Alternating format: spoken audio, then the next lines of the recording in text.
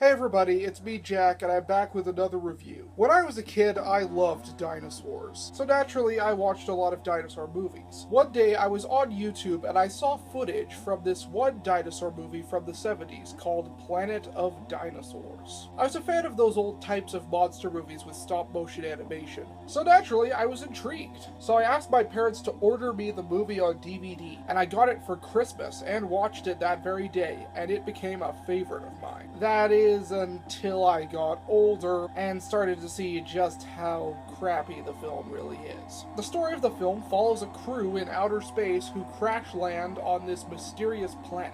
And what do they find on the planet? Dinosaurs. So they have to figure out a way to survive, and particularly defeat the most dangerous dinosaur on the planet, the T-Rex. This movie came out in 1978, right when science fiction movies were becoming real popular with the release of a little film you might have heard of called Star Wars. When I was young, I enjoyed this movie because it had dinosaurs in it, and dinosaurs are awesome. Who can argue with that? However, there is more to a movie than just the creatures. An important aspect is the characters and the acting, and yeah, this movie fails miserably in those areas. Now, the good thing about the acting of this movie is that it's bad in an enjoyable way. These actors have clearly not done much. In fact, I looked up a lot of their filmographies, and for a lot of them, this film is the only film they have ever done. There are some exceptions to this, like the lead actor James Whitworth was in some other movies, including Wes Craven's The Hills Have Eyes. But still, for the most part, these actors are pretty bad.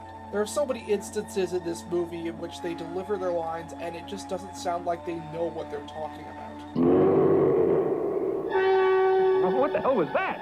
An animal of sort. Well, we know it was an animal of sorts. Didn't sound like a foghorn. I mean, what makes that kind of a sound? I've heard something like that before.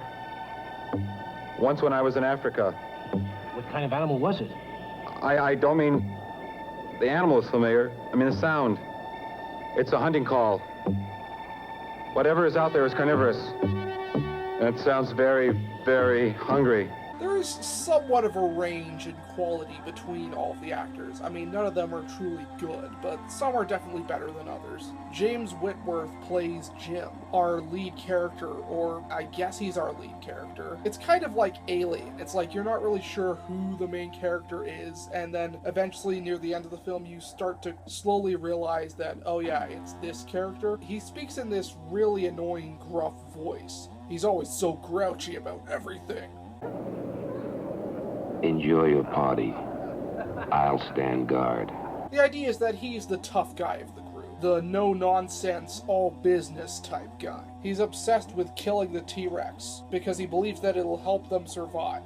He constantly butts heads with the captain, Lee, as both of them have different thoughts on the way that they should survive. Lee thinks that they should simply hide and not get involved, and not try to fight back against the dinosaurs, while Jim is all, "F that shit, we're gonna go and kill ourselves a T-Rex." This is not a bad conflict. In fact, it is kind of interesting, as you could side with both of these characters. So, an interesting character, but the performance was not good.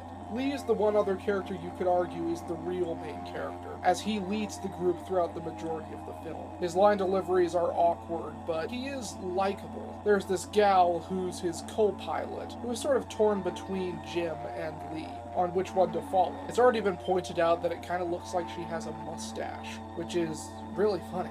There's the character of Chuck. What can I say about him? Well, for most of the film, he has his shirt off. Yeah, he takes it off at the beginning to go swimming in the water and then comes back and never puts it on again. He has barely any dialogue at all for the first half of the film. Then in the second half, there's just this out-of-nowhere scene in which he starts to develop a romance with the nurse, Charlotte. He talks about using this reflector thing to send out a signal for help, and then Charlotte starts talking about how maybe the dinosaurs will come and eat it, and then he's like, "Oh no, trust me, it tastes terrible. I tried some when I was a kid."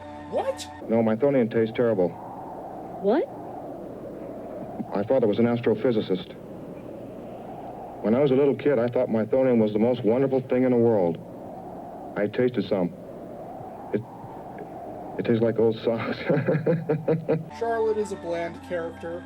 The character of Mike is likable enough, but like most of them, he doesn't have much character. Same with his girlfriend. There's this girl at the very beginning of the movie who is probably the worst acted out of all of them. Thankfully, she is the first one to get killed off. There is one character that I have saved, because he definitely has the most character out of all of them. That's the character of Harvey. Harvey is a whiny, grouchy, pompous asshole. You just hate this guy so much in the first half of the film. I liked where they were going with his character. There were two possible ideas that I think they totally wasted with him. One is that he develops and becomes less of an asshole and actually manages to hold his own against the dinosaurs, as well as learn to care and stand up for the rest of his fellow crew members. The second idea is maybe make him the villain. Maybe he wants to capture some of the dinosaurs and bring them back to Earth, and is willing to kill anyone who gets in his way. That would have been interesting. But no, he's offed halfway through the film, in one of the most hilarious death scenes ever.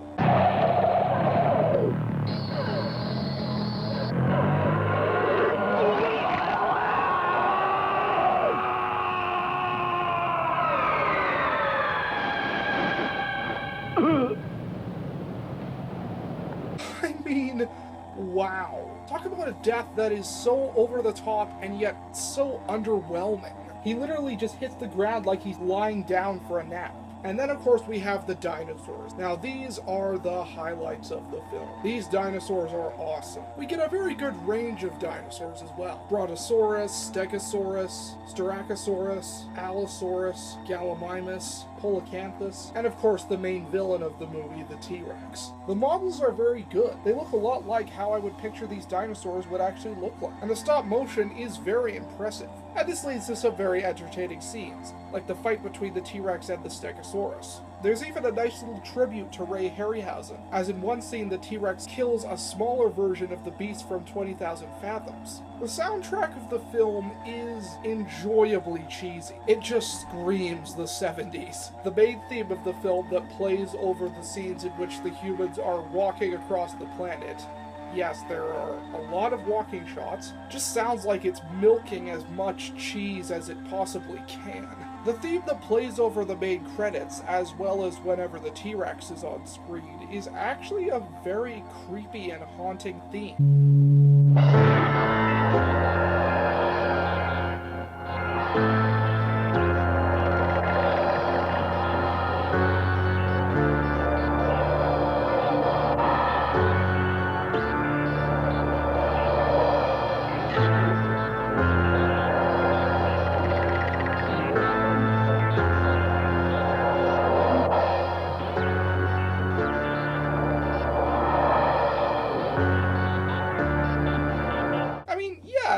Kind of corny, but at the same time there's something very spooky about it, and it gives the T-Rex even more presence whenever he's on screen.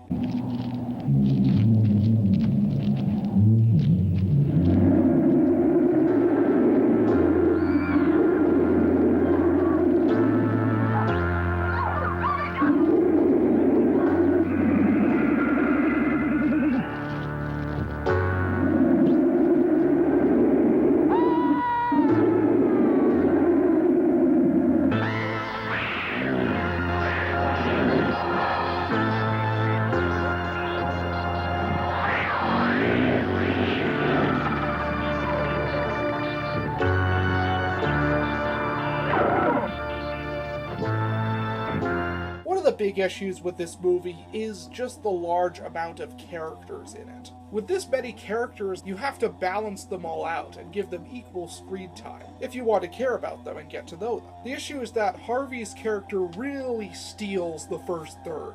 So much of it is dedicated to him and his character, while many of the other characters are left completely in the background. You'd assume that they would go somewhere with his character, but again he just dies, and then once he does, we just suddenly have these random scenes in which they give all these other characters, who barely got any lines in the first half, more screen time. But it feels too late. It feels like they should have established these characters more in the first half. Maybe they should have downplayed Harvey's role in the first act in order to give these characters more screen time. This movie has a lot of moments that are good ideas, and could have been good scenes had the acting been better. Like the scene in which the characters celebrate the new year, but then they start grieving as they realize that they might never see their home again. Or the scene in which Charlotte talks to the co-pilot and tells her that if Lee is killed, she would be the one in charge. It's a nice idea as she slowly starts to realize the responsibility that could be on her shoulders. But again, the acting ruins it. Do you realize that if anything happened to Lee, and if we went by the rules, you'd be in charge? Could you lead us? Could you keep us alive better than Jim?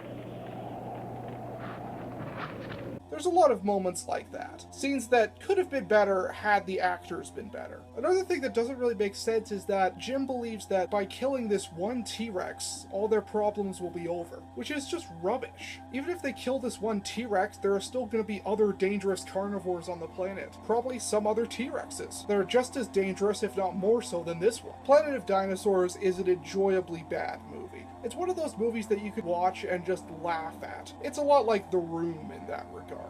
A so bad it's good movie. Now, do I think this film should be remade? Honestly, no. And here's why. If the movie were remade today, it would probably be made as a B movie again. And I don't want that. Because frankly, old B movies are far better than modern day B movies. The stop motion animation is far more admirable than the god-awful second-rate CGI used in B movies today. And I'm not talking about the excellent first-rate CGI used in movies today, like in Jurassic Park. That stuff is awesome. It's absolutely stunning. It's some of the best special effects ever.